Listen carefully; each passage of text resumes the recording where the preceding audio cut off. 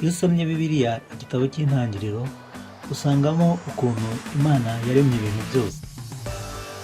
Hanyuma iza no kurema umuntu ndetse imurema mu buryo butangaje kuko yamuremye mu ishusho yayo ndetse muri kamere yayo. Noneho iyo ugeze kuri shapitire ya gatatu cyangwa se umutwe wa gatatu ubonamo ukuntu umuntu yaje gukora icyaha kikamuzanira urupfu ndetse kigatera n'ibindi biremwa byose kuvumwa, ikibi kikinjira mu isi ndetse kikayangiza cyane. Nuko umuntu atakaza urukundo. Kuva kuri shapitire ya gatatu mu gitabo cy'Intangiriro ukagenda ukagera ku gitabo cya nyuma cy'ibyahishuwe, Bibiliya igaragaza inzira zose Imana yanyuzemo igira ngo igarure umuntu mu rukundo, kuko umuntu aramaje gutakaza urukundo. Kubera iki urukundo rero? Kubera iki urukundo rw'Imana yitayeho cyane kurusha ibindi byose? Urukundo ruruta byose kuko Imana ari urukundo. Urukundo niryo tegeko rikomeye kuruta ayandi yose. Reka tunyuremo muri make uko Imana yaremye ibintu. Ibintu byose byaremwe n'Imana. Niba utarabisobanukirwa, hari video mperutse gukora, ndayishyira hasi muri description, muri video description, niho uri buyisanga urebe ukuntu Imana yaremye ibintu byose, kuko nta kintu na kimwe kirema. Twebwe nk'abantu ibyo dukora ni uguhindura iby'Imana yaremye, tukabihindura uko bigaragara bigahinduka ukundi, ariko ntabwo turema twebwe no kubihindura kuko ntitwabishobora. Ibintu byose Imana yaremye yabiremye gutya. Buri kintu kigizwe n'ibice byinshi birenze kimwe, biteranyije bikorana, ari byo icyo kintu kivanaho ubushobozi bwo gutanga umusaruro w'ibyo gishinzwe gukora. Ni ibice biterateranyije. Niba ukora nko mu ruganda, urabizi ko mu ruganda haba harimo ibice bibiri by'ingenzi, aho batunganyiriza ibintu bigize ikintu naho babiteranyiriza kugira ngo bubake cya kintu. Ingero, intebe igizwe n'amaguru, aho kwicara, aho kwegamira. Utu duce twose mureba hano nagerageje gusenya intebe kugira ngo murebe ukuntu ikoze n'ibice bigiye biyigize. Imodoka nayo igizwe n'ibice byinshi. Hari amapine, moteri nayo igizwe n'ibice byinshi biteranyije, umubiri w'imodoka, chassis n'ibindi. Umubiri w'umuntu ugizwe n'amagufwa. Reba ukuntu amagufwa yose ateranyije. Hari uruhu, hari imitsi, hari umusatsi, hari amaso, mbese ukuntu byose bigiye biteranyije. Reba igiti ukuntu gikoze, amababi, amashami, igihimba n'imizi. Inzu nayo igizwe n'amatafari ateranyijwe na sima, hari amabati, inzugi, amadirishya n'ibindi byinshi.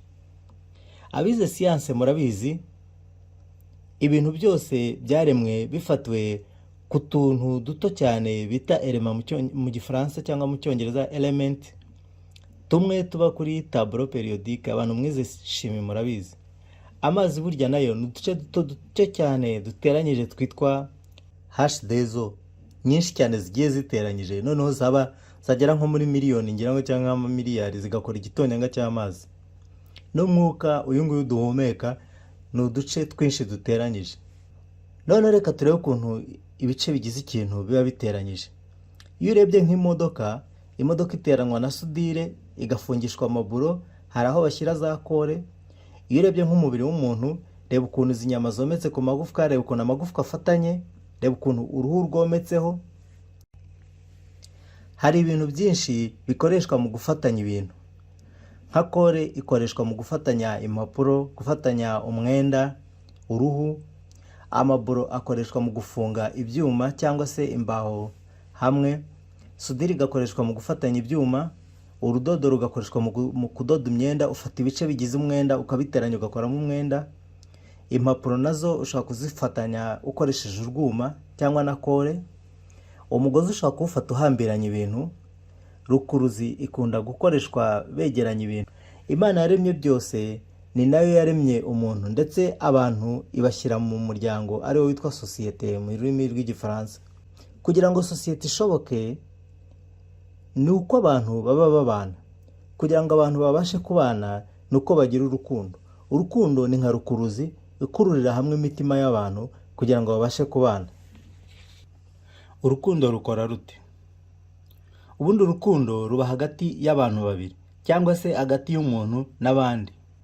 Jya kuri website www.akadomo mu bihe bya nyuma www.ubundi-com, cyangwa se ujya muri video description udownloading iki gitabo, ukureho iki gitabo tugiye kukiga, hanyuma ujye kuri page ya 51 niho nasobanuye ibyerekeranye n'urukundo. Urukundo rero ruboneka hagati y'abantu babiri, hari uwukunda hakaba n'ukunzwe. Urukundo, hari uburyo urukundo rugaragara mu bantu. Hano turakoresha ingero 3, ushatse wanazigereranya nuko abagereki babyize, bafashe urukundo barushyira mu byiciro bitandukanye. Hari hagati y'umugabo n'umugore, hagati y'umubyeyi n'umwana, hagati y'umuyobozi n'abayoborwa, urukundo hagati y'umuntu n'inyamaswa, urukundo hagati y'umuntu n'ibintu, urukundo hagati y'umuntu n'Imana. Iyo witegereje neza ukuntu hano bitondekanye, ukuntu umuntu agenda yitwara, ikurikije imyitwarire hagati yabo bombi, usanga harimo inshingano 5 ku muntu ukunda, hakaba n'inshingano 1 ku muntu ukunzwe. Inshingano ya mbere ni ukwigarurira. Iyo ukunda umuntu, byanga bikundira mwigarurira ukamujyana iwawe, kuko uba wumva umutima wawe umushaka. Cyangwa se niba ukunda n'ikintu cyangwa inyamaswa, nk'abenshi iyo urebye imbwa akabona arayikunze ahita yitwariwe. Icya kabiri, iyo umajije kugeza iwawe, ikintu ukurikizaho ni ukugaburira, kwitaho uwo ukunda cyangwa se inyamaswa ukunda. Inshingano ya 3 ni uguteza imbere. Iyo ufite nk'umwana iwawe, ukomeza kumuteza imbere, umujyana ku ishuri, umwungura mbese kugira ngo azagira heza hazima. Inshingano ya 4, ikintu cyose ukunda urakirinda, ntabwo ushaka ko cyangirika, kandi noneho niho haziramo no gushimisha. Nk'iyo ukunze nk'umugore wawe mukashyingiranwa, ikintu ukora cyose ni ukumurinda ndetse ukanamwitaho, ukamushimisha muri make. Cyangwa se umwana we nawe ugomba kumushimisha. Cyangwa se uzarebe n'abantu bafite nk'imbwa bacirira imbwa cyangwa se injangwe bakunda gukina nazo. Inshingano ya 5 ni ukwigisha. Uratoza, ukigisha uwo ukunda se cyangwa se inyamaswa ukunda kugikumvira, igakora nk'ibyo nawe ukora, cyangwa se akaba yabasha kwita ku bandi nabo. Inshingano noneho y'umuntu ukunzwe ni imwe gusa, ni ukuba mu mwanya kugira ngo umukunze amwiteho, ni ukuganduka muri make, kuko umuntu ushaka ko kwitaho ntabwo umuhunga. Uyu muhunze ntabwo urukundo rukora. Uba ugomba kuba munsi ye ku buryo ari icyo akubwiye, kuko aba ashaka kugira ngo aguteze imbere, icyo agukoreye cyose ukacyemera. Iyo igihakanye bigenda bihinduka muri we, urukundo nawe rugenda rubura. Iyo muri izi nshingano za bombi habuzemo akantu na kamwe, urukundo ntabwo ruba rugihari. Iyo ukunze atigaruriye cyangwa ngo yite ku wakunda, ukunzwe abura urukundo. Nk'urugero, nk'iyo umuyobozi atitaye kuba ayobora, bamutera icyizere, ntabwo bongera kumwizera, bigatuma urukundo rubura. Nk'umubyeyi utita ku rugo rwe, utita ku bana be, akajya ataha yasinze, abana bamutera icyizere nabo ntibongere kumwubaha. Noneho ku rundi ruhande, ukunzwe nawe iyo atagandutse ngo agandukire umukunda, ntabwo urukundo ruba rugihari. Urugero, nk'iyo umwana ageze, urazi ko iyo umwana ageze nko mu myaka za 20 batangira kunaniza iwabo, ntibaganduke, ugasanga mbese iwabo nabo batangiye kubashyiraho amategeko akomeye kugira ngo babagarure mu nzira. Gira ngo murabibona ko urukundo rwahise rubura hagati ya Adamu na Eva ndetse n'Imana, kubera ko batagandutse, basuzuguye Imana, banze kuyumvira. Reka noneho twige amahame y'urukundo.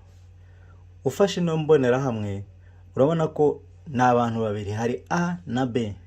Ashaka kuba umugabo n'umugore, ashaka kuba umubyeyi n'umwana, ashaka kuba umuyobozi n'umuyoborwa, ashaka kuba Imana n'abantu, cyangwa se umuntu n'inyamaswa. Reka noneho turebe ukuntu byitwara. Iyo A aruta B, ni ukuvuga ngo A aba afite ubushobozi bwo kwita kuri B, niwe uba ugomba gukunda, ubwo yita ukunda. Noneho iyo A ari mutoya kuri B, biba bivuze ko nta bushobozi afite bwo kwita ku wakunze, ahubwo A ni ukunzwe, kuko aba agomba kugandukira B kugira ngo B amwiteho. None iyo A angana na B, byitwa inshuti cyangwa se abavandimwe. Ubwo ni ukuvuga ngo umwe yita ku wundi n'undi nawe akazamwitaho ikindi gihe, undi akamugandukira. Mbese baba bagomba kugandukirana no kwitanaho. Noneho rero iyo ntacyo angana nacyo, ni ukuvuga ngo aba yishyize hejuru, aba yabaye nk'akamana, ntabwo urukundo ruba rukimurimo. Dufashe ino mbonerahamwe nanone, urabona ko iyo umanuka ujya hasi bituruka hejuru ku Mana. Imana ikunda papa, papa nawe agakunda mama, mama nawe agakunda umwana. Noneho tukanye tugaturuka hasi tujya hejuru. Umwana agandukira mbere na mbere mama, akabona kujya kuri papa anyuze muri mama. Ni ukuvuga ngo mama nawe agandukira papa, papa nawe akagandukira Imana. Iyo uru ruziga bikomeje kugenda gutya ari uruziga, haba hari urukundo rwuzuye hagati yabo. Ariko iyo hagize n'umwe wicamo akantu na kamwe, urukundo ntabwo ruba rugishobotse. Urukundo mbere y'icyaha. Ubundi Imana yakundaga ikita kuri Adamu, Adamu agakunda akita kuri Eva, Eva nawe noneho akagandukira Adamu. Nk'uko muri mbonerahamwe twabibonye ko umutoya akurikira umukuru, umukuru nawe agakurikira umuruta. Noneho ubwo Eva agandukira Adamu, Adamu nawe akagandukira Imana. Inzoka rero azihenda ubwenge Eva, Eva yubahuka umugabo we aramushuka, bombi bafatanya gusuzugura Imana. Urukundo ruba rurabuze gutyo. Bigiranya na ziriya mbonerahamwe tumaze kubona, urahita ubona ukuntu icyaha cyahise cyangiza sosiyete. Ubu sosiyete rero iri kwigisha n'ubundi nk'ibyo ngibyo bakoze. Umwana yubahuka ababyeyi, ashaka kugira ngo abahe amategeko, umugore nawe akubahuka umugabo, byitwa ngo ni uburinganire. Noneho n'abantu muri rusange bakubahuka Imana. Igituma Imana yirukanye Adamu na Eva imbere yayo muri Edeni, ni ukubera ko bari bamajije kumenya ikibi, babaye nk'utumana. Ibirukana kubera ko yangaga ko barya urundi rubuto rutanga ubuzima, bakabaho ubuziraherezo bafite ikibi muri bo, n'icyo kibi kikazagumaho ubuziraherezo. Bavuye imbere y'Imana muri presence yayo, ni ukuvuga ngo urukundo rwari rudohotse, batagifite autorite cyangwa ububasha hejuru yabo, bashobora gukora ibyo bishakiye, ari byo twita mu cyongereza free will, yo kuba bakwihitiramo. Aha rero niho free will cyangwa se uburenganzira bwo kwihitiramo gukunda Imana cyangwa kuyanga bwavuye, kuko bwavuye mu kumenya guhitamo hagati y'ikibi n'icyiza. Aho bagiye kubera ko uru rukundo batangiye kugira imico mibi kubera kwigenga, buri wese ashobora kwitekerereza agakora ikimunezeza. Mu nshingano zo gukunda twabonyemo ko harimo kwitabwaho cyane n'ugukunda, nawe noneho ukamugandukira. Babuze urya munezero rero batangira kwishakishiriza, kubera ko umunezero uva ku Mana kandi batakiyubaha, biga kwishakishiriza ariko bawuvanye mu bandi bantu. Niyo mpamvu twumva umunezero twawubona ari uko tuwambuye abandi. Igishimisha abantu ubu ni ukudomina abandi bakabajya hejuru, noneho nk'aho bakabitayeho uko Imana yabiremye, ahubwo ukabategeka abo wagiye hejuru, ukabategeka kukwitaho, ukaba boss, mbese bakakubera abacakara. Inzira z'urukundo zahise zicurikwa. Umugabo ashaka ko umugore amera nk'aho ari we umwitaho, umuyobozi agashaka ko abayoborwa ari bo bamukorera. Mbese amahame y'urukundo twarayacuritse. Umukuru aho kwita ku muto, ahubwo umukuru ategeka umuto kumwitaho, undi akadamarara nk'akamana kikunda. Ibintu byiza byose akaba ari we bigeraho. Ibyo mujya mubibona akenshi niko ubuyobozi bw'isi bumeze. Ibi byaha byose bituruka ku kuba tutagira urukundo, kuko iyo tuba dukundana, abakuru bagombye kwita ku bato boroheje, kuko aribo bafite ubushobozi bwo kubikora.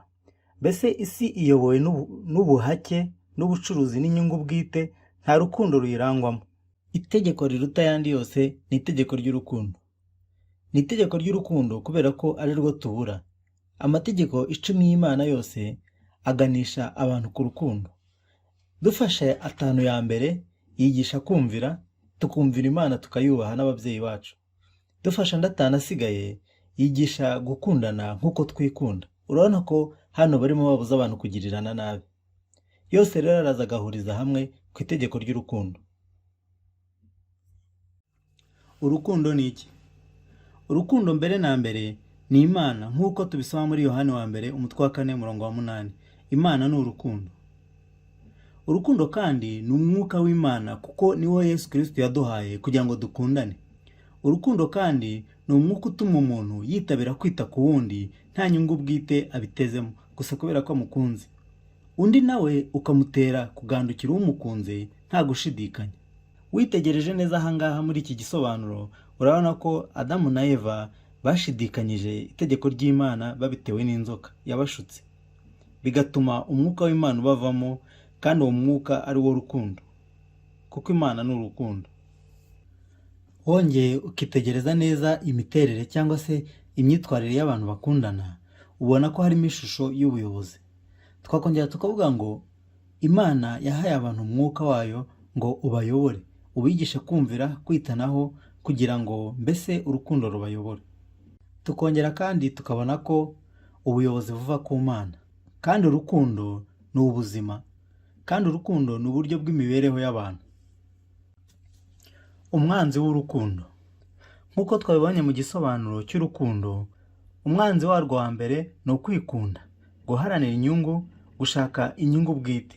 Kubera ko urukundo ari ugutanga wita ku bandi, iyo inyungu bwite zinjiye mu mutima w'umuntu, urukundo ruraceceka. Umwanzi wa kabiri ni ugushidikanya. Iyo umuntu agukunda ukagira ikibazo cyo kumushidikanyaho, ntiwongera kumwubaha no kumugandukira, bigatuma rwa ruziga rw'urukundo rudohoka, cyangwa se urukundo muri we n'ubundi rugaceceka.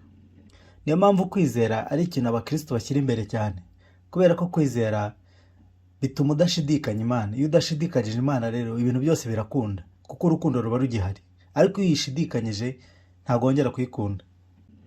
Adamu na Eva bagize gushidikanya babitewe n'inzoka, bituma Imana ibareka. None se urukundo rurashoboka muri iyi si ya none? Oya, kubera ko inyungu zishyizwe imbere cyane mu mibereho yacu, aho usanga hari abatunzi bya mirenge, imbere yabo ku ibaraza hari umukene nyakujya nka Lazaro na wa mukire. Turi muri systeme yitwa capitalism, aho inyungu zishyizwe imbere hirengagijwe abakene. Abantu bamwe bateshejwe agaciro, abandi bagirwa ibicuruzwa, ngira ngo mujya mubyumva mu makuru bavuga human trafficking. Abandi ntawe ubitayeho, nta n'uwitaye kuri mugenzi we. Ese mwari muzi ko icyaha cyo gusuzugura Imana n'icyaha cyo kutita ku bandi ari icyaha abantu bazahanirwa? Abakristo b'iki gihe nabo abenshi bamaze kwivanga n'isi. Ubukristo bwabo busigaye ku izina gusa. Nabo guharanira inyungu bwite byashyizwe imbere, bagacuruza ubuntu bw'Imana. Yesu yabagize imuri z'isi ngo mumurikire iyi si y'umwijima. None imuri zanyu mwarazitwikiriye ndetse muzibika mu tubati kugira ngo zitaboneshereza isi. Ese wahishura umuri mu mwijima bigashoboka? Abenshi barabishoboye. Niyo mpamvu ndi gukangurira uwitwa umukristo wese gutwikurura urumuri rwe rukajya habona, akamurikira abandi. Bitabaye ibyo muzabazwa kuba mwaramenye ukuri mukagutwikira. Bakristo tugomba gukundana, twemeze isi ko turi abigishwa ba Yesu Kristo. Isi izatwigiraho gukundana, hanyuma imuyoboke.